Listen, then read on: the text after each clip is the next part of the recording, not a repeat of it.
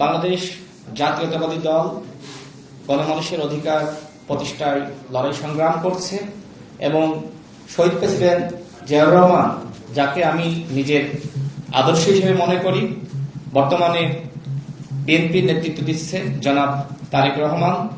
তিনি আমাকে অত্যন্ত স্নেহ করেন, ভালোবাসেন। ফ্যাসিবাদ বিরোধী আমল থেকে তার সাথে আমার সম্পর্ক। আমি মনে করি নতুন বাংলাদেশ গঠনে তার নেতৃত্ব দেশ এবং জনগণের জন্য অত্যন্ত প্রয়োজন। আমি বিশ্বাস করি সংস্কার, বিচার এবং সুষ্ঠু নির্বাচনের ক্ষেত্রে জনাব তারেক রহমান গুরুত্বপূর্ণ ভূমিকা রাখবেন।